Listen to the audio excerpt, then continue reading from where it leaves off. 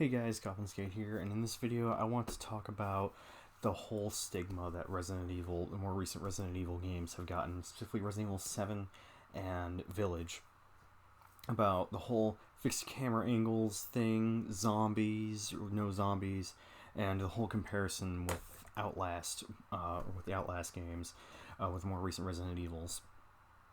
And so I kind of wanted to sit down and talk about this. It's something I've been wanting to talk about for a while because it's just these are just things that have just really confused me, and I just wanted to you know kind of put my 2 cents on it, kind of clear some things up for all the people who still have these opinions of, oh, the new Resident Evil games are bad because they're in first person and they're not about zombies or anything. So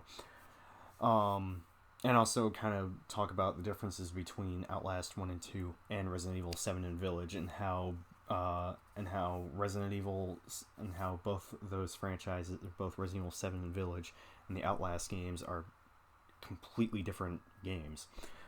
So before I get into this, I just want to kind of give a bit of my background with Resident Evil. So Resident Evil, I've been a fan of Resident Evil ever since the original on PlayStation 1. I remember playing the original on the PlayStation 1 many years ago as a kid. Of course, the game was fucking hard, and I never got far into it because of that.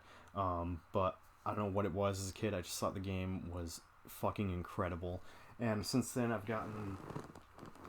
don't have every Resident Evil, but I have almost every Resident Evil on the PS4. So, Resident Evil Origins Collection, Resident Evil 2 and 3 remakes, Resident Evil 4 and 5, 7 and Village.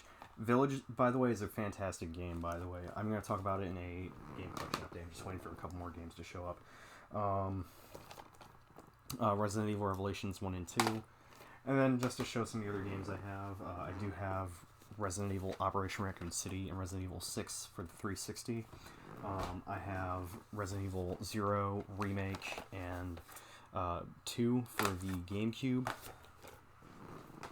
And then I also have Resident Evil 4 and Outbreak for the PS2. So, but yeah, I've played and beaten most of them. The only one of the only ones, some of the only few that I've not beaten are like Resident Evil 0, Resident Evil 3 Original, 5 and 6, Umbrella Corps, which I do own digitally, and I can't, because, I mean, why would I play Umbrella Corps? And what's this, Code Veronica X, I've not played and beaten that one. I have that on both PS4 and PS3, but, yeah, point being, I'm a huge Resident Evil fan. Resident Evil is my favorite horror game franchise of all time, and I'm also a big fan of Outlast. I've played both games. I personally prefer the second one. But the first game is still a great horror experience. I thought Red Barrels did an awesome job on that game, and also the sequel, in my opinion. I still have yet to play the Whistleblower DLC. I've heard nothing but good things about that. So yeah, because of my experience with Resident Evil and having played the Outlast games, I thought, specifically in the case of Resident Evil 7 and Village, and then also having played the Outlast games, I felt like I was, at least qualified enough to kind of sit here and talk about the differences between the two. So starting off with one of the main things with Resident Evil 7 and Village, also any Resident Evil that came out from 4 onwards, is all these games have not had fixed camera angles, and that has been a huge problem for the classic fans of Resident Evil. And it's one thing to prefer fixed camera angles, but to absolutely just say, oh, the Resident Evil games after, oh god, what was it? What was the last fixed camera angle Resident Evil that came out before Resident Evil 4? It was either the remake or Resident Evil 0 that came out on GameCube. So basically any Resident Evil that came out after Code Veronica or the remake, is bad because it's in third person or first person. That's the first thing I want to touch upon here.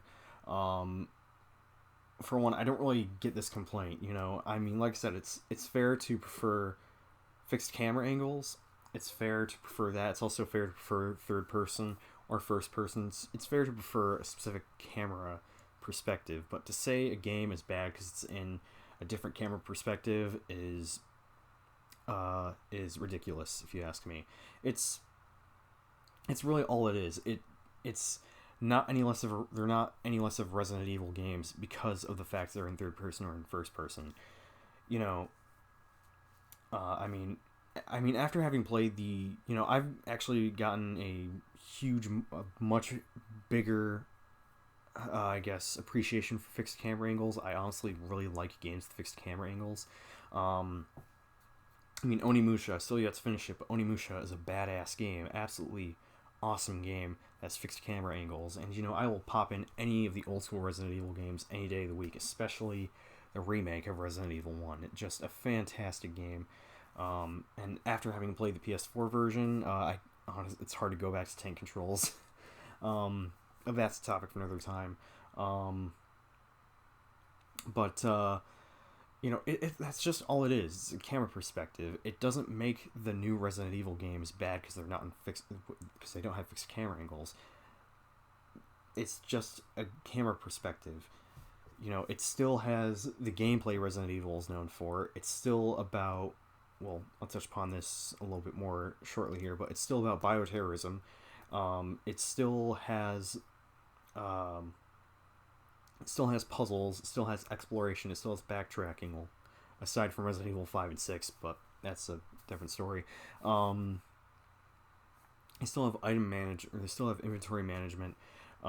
They still have the sort of fight or flight, limited resources sort of gameplay Resident Evil is known for. It's just in first person or in third person. So yeah, it's just a camera perspective. It doesn't really change anything about what Resident Evil is when it comes to its gameplay, or just some of the other aspects Resident Evil is known for and what makes Resident Evil a Resident Evil game. As a matter of fact, one thing I want to point out, and I should have also pulled up the article for this as well, but Resident Evil 1 was originally supposed to be a game that was in first person. The reason being as to why it wasn't in first person is, and let me see if I can find the article. Again, I should have pulled this up earlier, but damn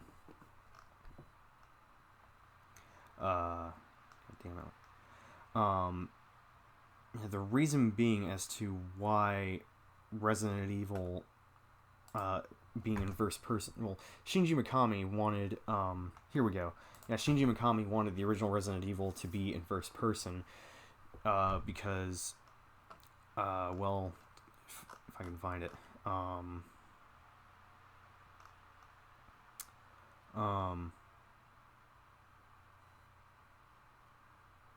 yeah, so this is coming from CBR.com. What's CBR.com. That's, I don't know if that's short for anything, but the point being, this is from an article talking about Resident Evil 1 in the first person perspective. But he believed, according to CBR.com, he, being Shinji Mikami, believed it would give players a more terrifying experience while immersing them into the game even further, said by CBR.com. They further go on saying, however, technical limitations and Capcom's inexperience with 3D modeling derailed Mikami's innovative idea. Fuck. So yeah, the original Resident Evil was supposed to be in first person. Shinji Mikami wanted the game to be in first person. However, it was due to hardware limitations, I'm assuming, that they couldn't do first person. I'm assuming it had something to do with hardware limitations. So, of course, if this game also came out on PC, that wouldn't be an issue, but that's a whole different story. I'm not here to say PC is better than consoles or anything. I mean, it is, but I'm not here to, say it for, I'm not here to start a whole debate about PCs and consoles and, consoles being being not as good as PC. I'm not here to start a debate about that. I'm here to talk about Resident Evil. So, but yeah, the original Resident Evil was supposed to be in first person. So, Resident Evil 7 and Village being in first person kind of, I shouldn't say call back to that original idea. I guess you could say it kind of brings that original idea to... It kind of brings that idea back and makes it a reality. I guess that's really the best way I can put it. So especially, that's doing something like that now is much easier with the power of consoles we have now. Especially now with PlayStation 5 and Xbox Series X, and this is probably something that could have been done on the PS3 and Xbox 360, but especially now with the PS4, Xbox One, and PS5, Xbox Series X or Series S, whichever. But yeah, the original Resident Evil was supposed to be in first person. Capcom couldn't do it because of technical limitations and their lack of experience for 3D modeling. That's why the original Resident Evil was not in first person. So that's why they settled with fixed camera angles. So now on to another thing as to why the new Resident Evils are bad. I don't know why I put air quotes, but is that the new Resident Evil games are not about zombies. And how, like, the older Resident Evils are better because they're about zombies. Well, contrary to popular belief, the old school Resident Evil games wasn't about zombies. And as a matter of fact, had more than just the zombies. The zombies were a common enemy, but there were more than just the zombies in Resident Evil games, or in the original Resident Evils.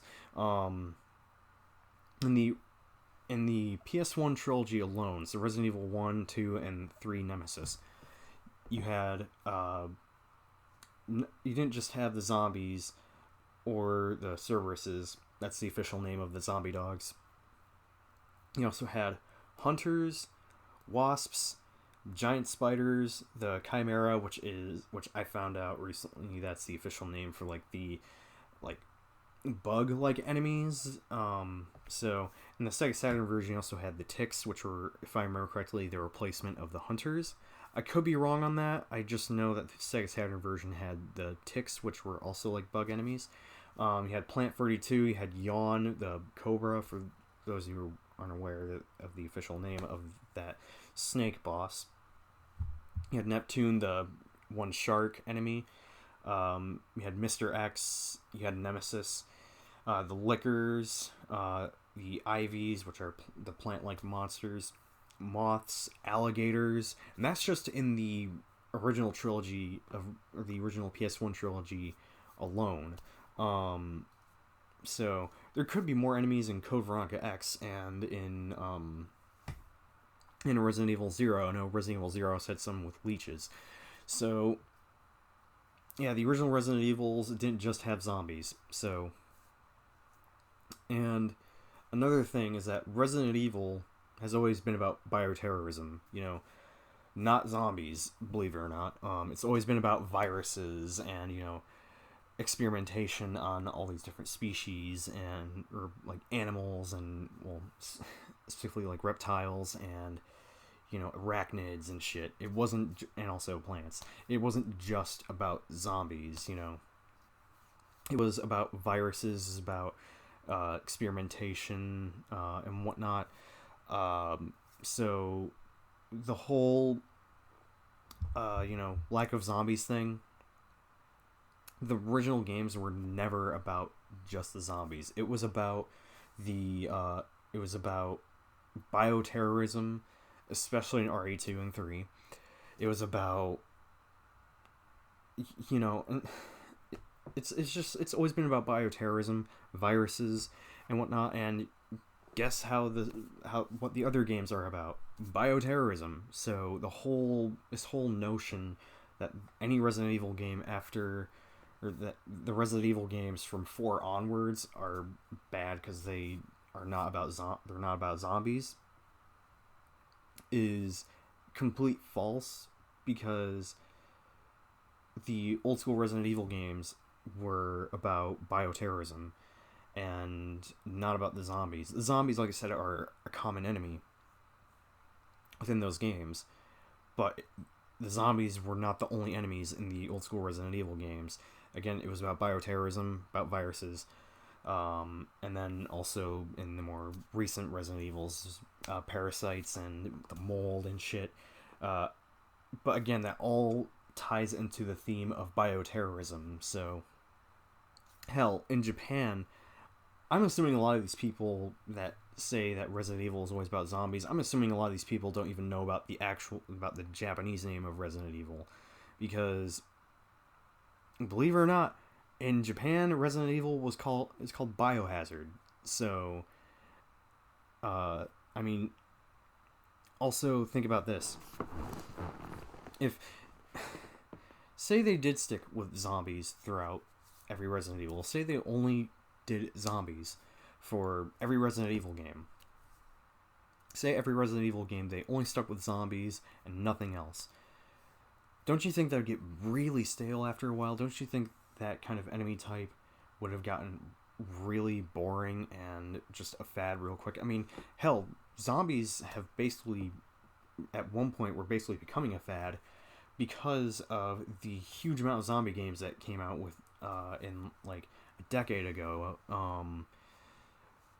But, and you know, I'm not saying zombies is a bad thing. I have no problem with games that use zombies as enemies, as like the main common enemy. But there's only so much you can do with zombies, so just having every Resident Evil use zombies from beginning to like the more recent games, I feel like that would cause the series to get really stale and just really repetitive as the series went on.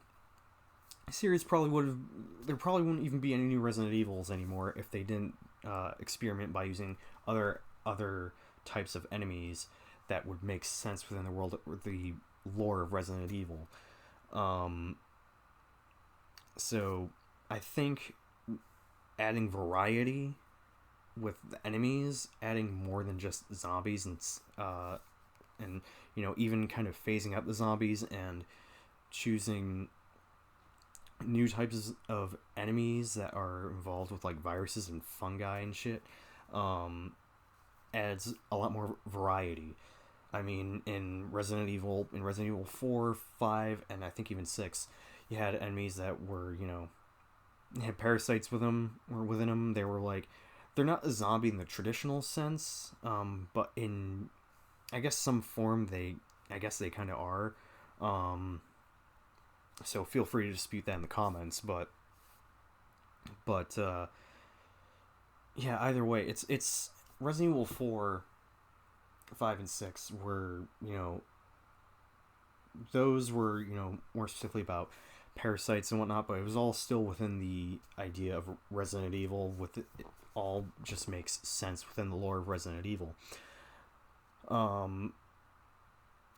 So, and even in the new Resident Evil games, it's actually pretty interestingly explained as to why the main enemies in Resident Evil Village are the Lycans, and then you also have the Four Lords. You know, Lady Dimitrescu, Heisenberg. I can't remember the name of the Moro, I think his name is. And Beneviento. I probably butchered that last one, the name of the last one, but point being, you know, all those are also BOW. That's another thing. That's why they start to refer to all the enemies in the game as BOWs. So, because of the whole bioterrorism thing that goes on within Resident Evil, because like I said, Resident Evil, it's about bioterrorism, it's about viruses and shit. So, yeah. My point being is that Resident Evil was never just about zombies, and the whole complaint that the new Resident Evil games are bad because they don't have zombies or anything like that is a very stupid complaint, and it just makes no sense to me. So I can't think of the correct word, but it's just a unfair and unjust complaint about the new Resident Evils. So, yeah. Now on to the whole comparison with Outlast 1 and 2 and Resident Evil 7 and Village, because apparently to some people, Resident Evil 7 and Village are basically Outlast, which, as I'm about to explain here, that's completely false. They are Outlast 1 and 2 and Resident Evil 7 and Village are nothing alike. The only things that are similar about both games is the fact they're in first person, and when it comes to Outlast 2 and Resident Evil Village, there is a comparison there in that Resident Evil Village and Outlast 2 also both take place in some sort of village. But yeah, those are really the only comparisons, or the only similarities. And I've even seen someone say, I can't remember their name, and I wouldn't even say who they are, but I saw someone talk about in a Facebook post talking about the whole first person thing for Resident Evil. They were saying they were not a fan of first person horror games, so they skipped out on Resident Evil 7 and Village, which, I mean, I can kind of understand, not being into first-person horror games, because when it comes to most of them that come out nowadays, specifically, games like Outlast 1 and 2, and whatnot, games like those, you've played one, you've basically played them all. So a lot of first-person horror games that come out nowadays play quite similarly, Outlast 1 and 2, I've actually not played these myself, but Penumbra, or the Penumbra games, Amnesia is a big one, so hell, even White Day, and that is a fantastic game. So, but yeah, you've played one first-person horror game when it comes to a majority of them, and you've basically played the rest. So, but the comparing Resident Evil 7 and Village and Outlast 1 and 2 it's a very apples to oranges comparison. So here are the things. Here's what makes Outlast 1 and 2 when it comes to gameplay and also a little bit of the plot. Outlast 1 and 2 are more about the paranormal and religious cults, especially in the second one. So Outlast 1 also has like some paranormal stuff in it, but yeah, it's also a little bit of religious cult stuff, but the second one is really about the religious cults, and the first game is more about like the paranormal. And also the first game takes place in an insane asylum, and a lot of the enemies are kind of the same. Resident Evil 7, basically same enemies with the molded, but that's besides the point. So, whereas, Resident Evil 7 and Village, like I just said moments ago, are about bioterrorism. So,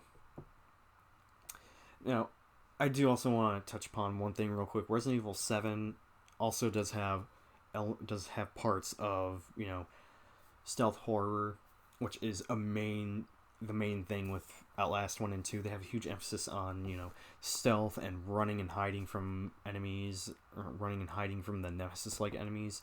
But it's only for one tape, or one of the tapes in the game.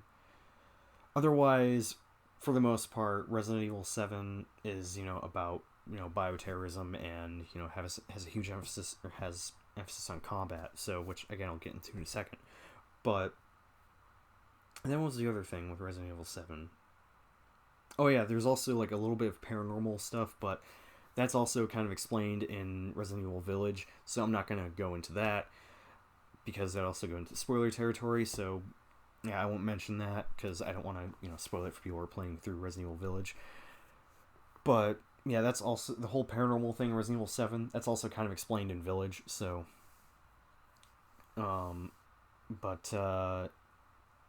yeah, or I think so. Yeah, I mainly know about the hallucinations, but yeah, regardless, or maybe the hallucinations also have to do something with the paranormal. Either way, point being, Resident Evil 7 does have little hints of paranormal stuff, but that's also kind of has something to do with, the virus, or in this case, the molded in the game. So, anyways, so Outlast 1 and 2, have no combat because of the fact that, you're only armed with a camera, and, your character is weak as fuck, so, the only thing you can do is to run and hide from enemies and, stealth around, so try not to be spotted by them. So, whereas Resident Evil 7 and Village have a huge emphasis on combat, and because of that, there are tons of weapons that you can find, and, ways to defend yourself. So, now, that being said, other things about let's just move on. With Outlast 1 and 2, there's an emphasis, or there's no item or inventory management. Resident Evil 7 and Village do have item or inventory management, so there's also, like, items to find in the world that, include stuff like ammo and shit like that. In Outlast 1 and 2, it's just, camera batteries and health pickups. Because if I remember correctly, I think you can take damage, at least in the first game. Heal yourself. So, and like I said, with, going back to the combat for a second, Outlast 1 and 2 has a huge emphasis on, run and hide gameplay, so, which is something I think I forgot. If I didn't forget it, I already mentioned it, I apologize, but yeah, huge emphasis on run and hide gameplay, but like I said, Resident Evil 7 and Village have, you can defend yourself in that game, so, but anyways, with the whole inventory management, there's none of that in Outlast 1 and 2, so, self-explanatory with that. Same with these next three differences. Outlast 1 and 2 has no puzzles, if I remember correctly. If there are puzzles in it, then ignore that. There's no exploration, and there's no backtracking. Whereas Resident Evil 7, because of that, another thing I forgot to mention is that Outlast 1 and 2 are more linear. Resident Evil 7 and Village do have their linear moments, but it's not the entire game. Outlast 1 and 2 is linear from beginning to end, so especially Outlast 2. But yeah, because of that, Resident Evil 7 and Village have, huge emphasis on exploration, puzzle solving, and backtracking. So, there's nothing really much I can really say about that, about those, exploration and puzzles, those speak for themselves, and kind of the same with backtracking, With Outlast 1 and 2, there's no, finding an item, finding something like a door you can't get through, and then you find the item, and then you can just backtrack to where that door was, you find an item, and it's like, oh, hey, I remember this. This is something I can use for another thing. And, backtrack and, go find that thing, and use the thing to access the thing, and, you get the idea. So, but yeah, so puzzles, backtracking, exploration, like I said, Outlast 1 and 2 doesn't have that. Resident Evil 7 and Village do. So, sum it all up with those, those are basically, pretty self-explanatory. So, to basically sum up all my points,